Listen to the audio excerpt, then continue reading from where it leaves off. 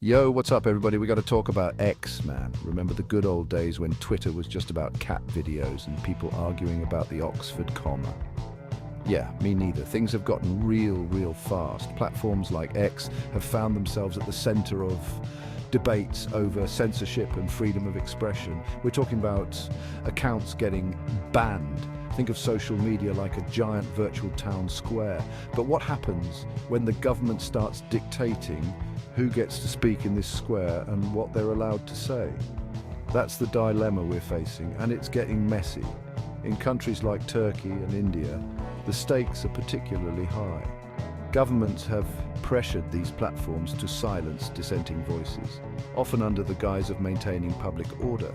This is about the future of free expression in a world increasingly dominated by social media. Let's kick things off with Turkey, a country with a long and complicated history when it comes to freedom of speech. The government there has been cracking down on dissent for years, and they've got the internet firmly in their sights. For X, this has meant facing demands to remove content and suspend accounts critical of the government. Turkey has actually fined and even throttled access to X in the past for not complying quickly enough with their requests. The Turkish government argues that these measures are necessary to combat terrorism and protect national security. But critics see it as a blatant attempt to silence opposition and control the narrative. This situation in Turkey is like a cautionary tale of what happens when governments get too much power over online platforms. It's a slippery slope from removing a few tweets to stifling an entire nation's digital voice. Now, let's hop over to India, the world's largest democracy. You'd think a country that prides itself on freedom of speech would be a safe haven for online expression, right? Well, not so fast. One of the most high-profile cases involved the massive farmers' protests that rocked the country in 2021. The Indian government demanded the platform suspend hundreds of accounts associated with the protests, accusing them of spreading misinformation and inciting violence. X initially pushed back but ultimately caved to some of the government's demands, blocking access to numerous accounts within India. This move sparked outrage among activists and free speech advocates who accused X of bowing to government censorship. The situation in India highlights the complex challenges faced by social media platforms in the face of government pressure. So X is stuck between a rock and a hard place. On one hand, they've got governments breathing down their necks, demanding they take action against certain types of content and users.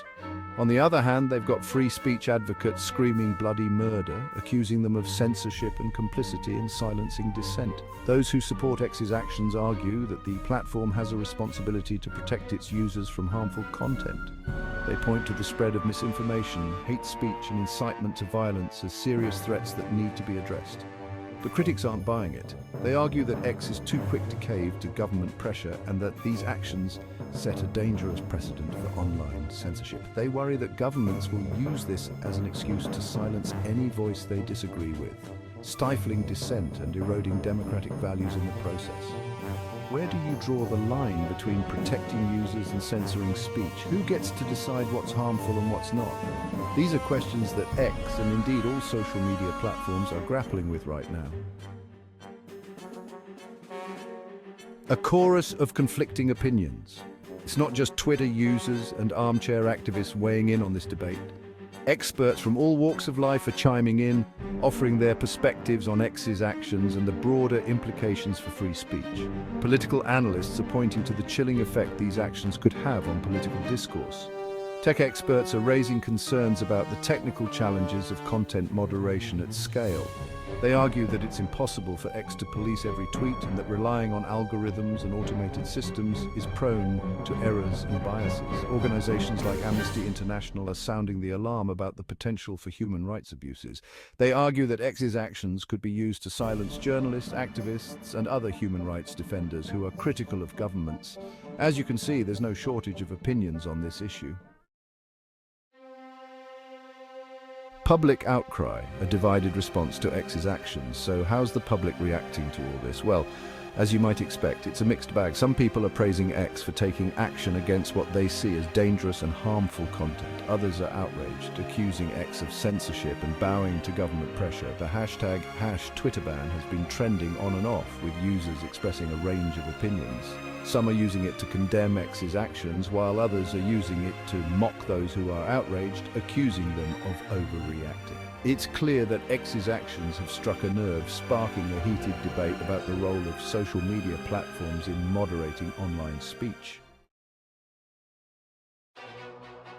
The global stage setting a precedent for online freedom. This isn't just a local issue, folks. What's happening with X in Turkey and India has implications for online freedom around the world. Why? Because it sets a precedent.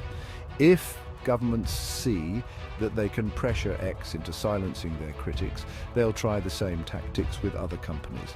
And it won't stop there. They'll go after smaller platforms, independent websites, even individual bloggers. Think of it like a domino effect. One country starts censoring online content, then another follows suit, and another, until eventually the internet is carved up into a bunch of walled gardens, each controlled by its own government. No more free flow of information, no more connecting with people from different cultures and backgrounds, just a bunch of isolated echo chambers where dissenting voices are silenced. The future of free speech, a digital tightrope walk. So where do we go from here? How do we navigate this digital tightrope walk between protecting free speech and preventing online harms? It's a question that policymakers, tech companies, and everyday users are all grappling with. One thing's for sure, we can't rely on governments to solve this problem. In fact, in many cases, governments are part of the problem. Some argue that tech companies like X need to step up and take more responsibility for the content on their platforms. They argue that X has a moral obligation to protect its users and prevent its platform from being used to spread hate, incite violence, or undermine democracy.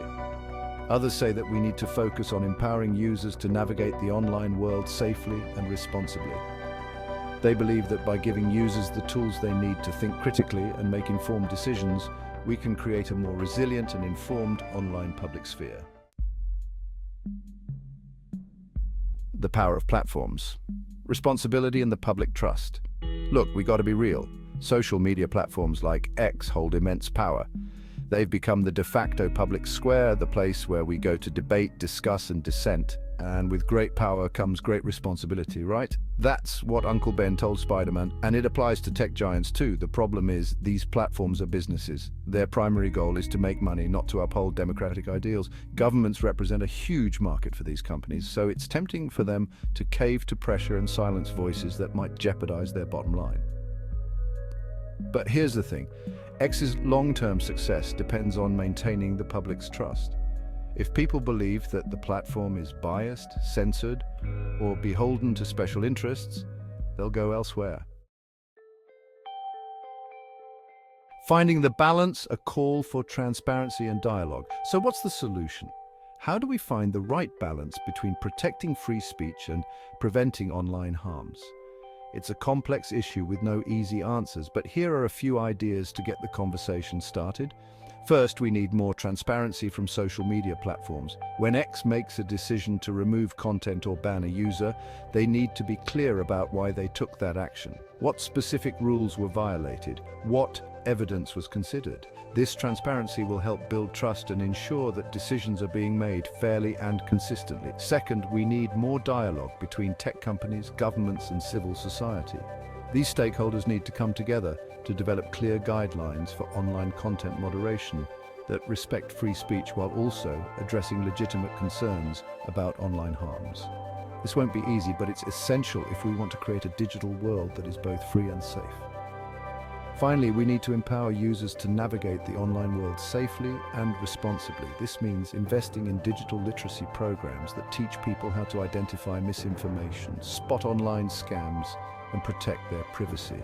The future of free speech in the digital age depends on our willingness to have these difficult conversations and work together to find solutions.